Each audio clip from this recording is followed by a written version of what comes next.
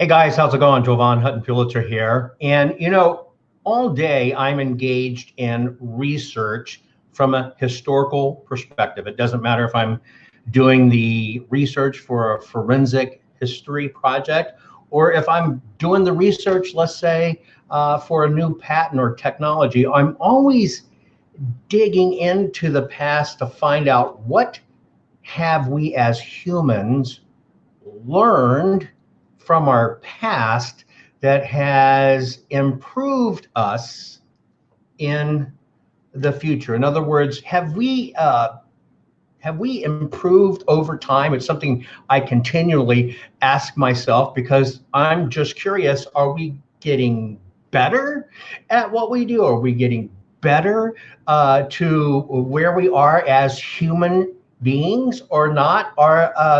Call it like, are we evolving? Are we devolving? Are we putting to use the great amount of knowledge and technology we have? And are we using it in a way that makes all of us better people? How is it that we have all this vast technology, and in some of all these places, are we just really getting better and better at who we are and at what we are? And that's my question. I'm gonna put it up for you real quick. This is my question and I'm asking. And I'm gonna show you a video clip. That's the main purpose of this. I'm just gonna show you a video clip. This was an unscheduled presentation. And I'm gonna show you a brief video clip, and I want you to think about it, watch it, think about it, and let me know if we as people, as society, as our ability to get along with each other, are we devolving or have we evolved? And more importantly, does what we feed our brain change who we are? Okay, so I'm just curious. Now, here's the question. Have we evolved or devolved? And does what we feed our brain change who we are? So first, let me show you a stat. I'm going to share with you my screen real quick. Bear with me one moment. So let me get to my screen share. And I want to have you look at a stat. Now, I hope I'm sharing the first one. There it is with you right there. Okay, so take a look at this stat. The clip I'm going to show you is from 1969. And that's back when the population of the United States was about 201.3 million people. And these are just crime statistics here. Let's look at rape. With Me Too movement, it's in the news all the time. There were 37,170 rapes, 14,000 murders, right? Et cetera, 878,000 vehicle thefts. So let's think about that for a minute. And now I'm going to show you and that was the crime stats for 1969. And I want to show you kind of where we are, okay? Kind of where we are in 1969. If I could just do a flashback with you and transport you back to 1969 for a moment, okay? And if you watch this video, it's about 7 minutes long, and I'm just going to go to it. I'm interrupt it. I'm not going to comment on it at all. But if we, as humans,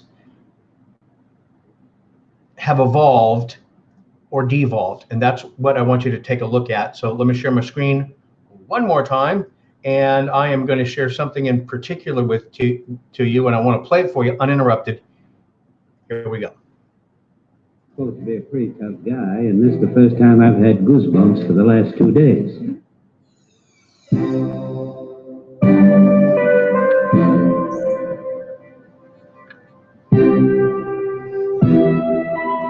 We got the floor.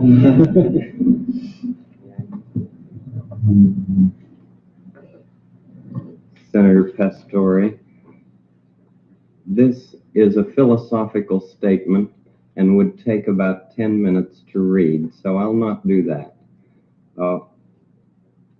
One of the first things that a child learns in a healthy family is trust, and I trust what you have said that you will read this. It's very important to me. I care deeply about children. My first children... Would it make you happy if you read it? I'd just like to talk about it, if it's all right. Okay. My first children's program was on WQED 15 years ago, and its budget was $30. Now, with the help of the Sears Roebuck Foundation and National Educational Television, as well as all of the affiliated stations, each station pays to show our program. It's a unique kind of funding in educational television. With this help, now our program has a budget of $6,000. It may sound like quite a difference, but $6,000 pays for less than 2 minutes of cartoons, 2 minutes of animated, what I sometimes say, bombardment. I'm very much concerned, as I know you are, about what's being delivered to our children in this country. And I've worked in the field of child development for 6 years now, trying to understand the inner needs of children. We deal with such things as the inner drama of childhood. We don't have to bop somebody over the head to make make drama on the screen. We deal with such things as getting a haircut, or the feelings about brothers and sisters, and the kind of anger that arises in simple family situations. And we speak to it constructively. How long a program is it? It's a half hour every day. Most channels schedule it in the noontime as well as in the evening. WETA here has scheduled it in the late afternoon. Could we get a copy of this so that we can see it? Maybe not today, but I'd like to see the program. I'd like very much for you I'd like to see the program itself, or any one of them, you see. We made 100 programs for EEN, the Eastern Educational Network, and then when the money ran out, people in Boston and Pittsburgh and Chicago all came to the fore and said, we've got to have more of this neighborhood expression of care. And this is what I give. I give an expression of care every day to each child to help him realize that he is unique. I end the program by saying, you've made this day a special day by just your being you. There's no person in the whole world like you, and I like you just the way you are. And I feel that if we in public television can only make it clear that feelings are mentionable and manageable, we will have done a great service for mental health. I think that it's much more dramatic that 2 men could be working out their feelings of anger. Much more dramatic than showing something of gunfire. I'm constantly concerned about what our children are seeing. And for 15 years, I have tried in this country and Canada to present what I feel is a meaningful expression of care. Do you narrate it? I'm the host, yes. And I do all the puppets, and I write all the music, and I write all the scripts. Well, I'm supposed to be a pretty tough guy, and this is the first time I've had goosebumps for the last 2 days. Well, I'm grateful, not only for your goosebumps, but for your interest in our kind of communication. Could I tell you the words of one of the songs which I feel is very important? Yes. This has to do with that good feeling of control, which I feel that the children need to know is there. And it starts out, what do you do with the mad that you feel? And that first line came straight from a child. I work with children. doing puppets in very personal communication with small groups. What do you do with the mad that you feel? When you feel so mad you could bite. When the whole wide world seems oh so wrong, and nothing you do seems very right. What do you do? Do you punch a bag? Do you pound some clay or some dough?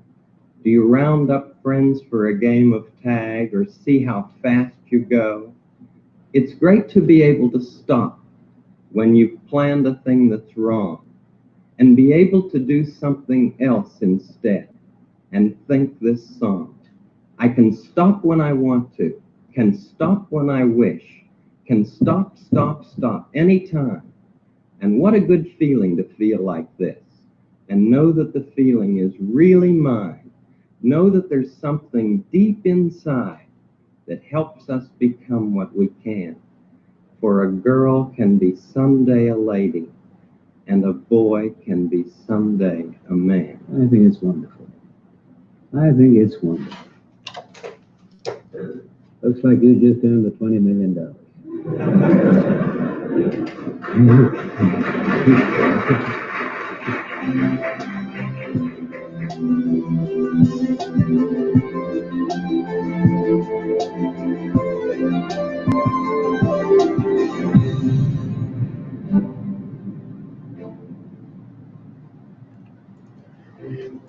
Pretty powerful stuff when you take a look at that. And I came across it simply because I was I'm working on some stuff online on social media, horrendous stuff said about myself and my family, and I started just looking into this phenomenon of how have we potentially fallen so far. And then I actually just stumbled across this clip in 1969 with, as you recognize him, Mr. Rogers, going before Congress to request funding that PBS be fully funded. And a lot of y'all know my background. I used to do a television series on PBS. So I understand how important PBS is to education and into people's lives. And it made me think, after seeing Mr. Rogers' statement about what he focused on programming, and that was most of the Sunday morning programming back then, right, or Saturday morning programming, of wow, how much have we changed? And so I want to put it to you in crime statistics like I showed you earlier. Let me go back to sharing my screen. Let me share a particular tab with you. And let's look at the stats now that to 2018, well, the population's gone up basically 100 million people. But if you look at the number of violent crimes, I pointed out rapes at 34,000. Let's look at rapes now at 139,380. Look at the theft, almost quadrupling. Every one of these stats, even though we have only had a third of our population grow, we have had crime go through the roof. And it made me wonder, especially now in a society that's social media, that made me think, have we evolved or are we devolving? And especially when you look at social media, and it's easy for people to get on social media, be anonymous, and just rag on somebody, beat on somebody, and say stuff. And I was looking at this one individual that's known for doing this, and I actually came across a family picture. I never knew that the guy had 3 kids, and I was wondering, do his kids engage in this online? Do they do this kind of stuff online? Do they see him engaging this way? And thus, is it being passed down to kids? Is like what's being fed to their brains by being in that family environment? Is that being passed on? And so that made me just truly, truly curious. And that's what I'd like to just see your comments on. Have we evolved or devolved? And how do you feel about that? What we feed our brains, can it change who we are by what we input can become better people, or by what do we input, or do we potentially become worse people, right? And there's all kinds of things. I'm just wondering about how much does all of this influence every bit of us. And I just thought that was a sobering piece of footage that you might be interested to see at a time when we valued respect, we valued how we spoke, or value how we present ourselves to the public, and literally didn't attack each other from afar. Do you think that the media we consume and what the media shows us has changed the way? And so my parting comment in this here is, does what we feed our brains change who we are? If you follow one of the things I do a thing called Today's TED. I've only recently started sharing it on Facebook because it's usually business oriented. But I have a personal mission, and one of the things I do to stay sharp, to stay creative, is make sure I feed my brain with great ideas continually, and to read continually, because the mind's just like any other muscle. You have to exercise, especially as you get older. And so I pay attention to that. And so the question I put to you, or the challenge I put to you, is to make sure you feed your brain fuel worth consuming. Are you feeding your brain worth consuming? Or sometimes, especially in the social media world, is it so easy to get distracted by somebody who hates their life, like trolls, and jumps into a situation and then drags everything down with them? Yes, Jill, you're right. Our morals and values have sadly kind of gone away. They're not the morals and values that we used to have. In fact, I just recently saw the number one job. When I was a kid, when you asked, what do you want to be when you grow up, the number one thing was, I want to be an astronaut. Now, it's ironic. I saw a report the other day that the number one thing that a young kid today wants to be is a YouTuber or an influencer, right? Is that what's going on? Michael, you're right. We are now potentially, I agree with this more than ever, and it doesn't matter what side of the equation you're on. I do believe we are psychologically manipulated all the time. Just like the news bombard us with a tidbit that may not be true, but if you watch it enough and they bomb you enough, and if you don't dig for facts, just like for history, if you don't dig for facts, you end up believing what the simple blur is. Rob says, I think humans have evolved, but our interactions with society have greatly evolved. And that's a great way to look at it. Anyway, I just want to put that in your mind today. It was just something I was just curious on and wanted to share with you. And I appreciate you dropping in with me unannounced. This was kind of spontaneous. And don't forget, yes, I have another presentation this evening, 8 Central Time this evening, as a little Halloween tribute with a really interesting story that involves a historian. It's ghoulish. It's really weird how it happened, but it's a true story that I think you will enjoy. Anyway, if you want to tune in later tonight, that's at 8 p.m. Central Standard Time. I'll see you then. Thanks for joining me. Think about it. Are you feeding your brain really good stuff that stretches your brain, that stretches your mind, and filtering out all the clutter and keeping your mind in a good place? Take care. Bye-bye.